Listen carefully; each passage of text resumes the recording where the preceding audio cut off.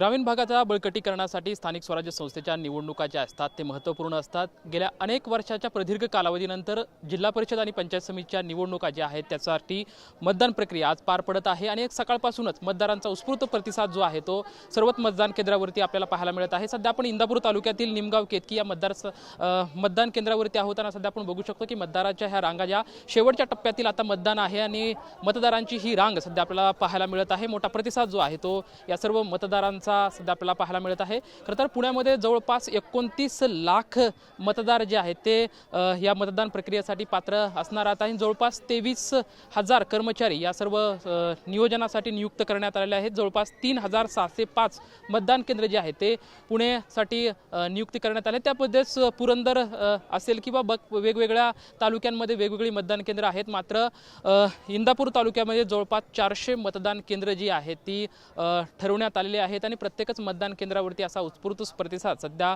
मतदारांचा पाहायला मिळत आहे। खरं तर अजित पवार यांच्या निधनानंतरचा राष्ट्रवादीकडून कुठल्याही प्रचार सभा ज्या आहेत त्या घेण्यात आलेल्या नव्हत्या, त्यामुळे साहजिकच महाराष्ट्रामध्ये एक हळहळ किंवा शोक जो आहे तो सर्वांमध्ये पाहायला मिळत होता। मात्र मतदान खरं तर त्याचा हक्क बजावणं त्याचं कर्तव्य प्रत्येकाचं असतं आणि ह्याच भावनेतून मतदार सध्या घराच्या बाहेर पडून सकाळच्या वातावरणामध्ये सुद्धा आपल्याला मोठा प्रतिसाद मिळालेला पाहायला मिळाला होता आणि आता शेवटच्या टप्प्यात सुद्धा मतदार बाहेर येऊन लोकशाहीचा हा उत्सव साजरा करण्यासाठी मतदान केंद्रावरती हे मतदार आपल्या मोठ्या प्रमाणात पाहायला सुद्धा मिळत आहे। कॅमेरामॅन विकी चव्हाण सोबत लक्ष्मण जाधव, टीव्ही9 मराठी, निमगाव केतकी।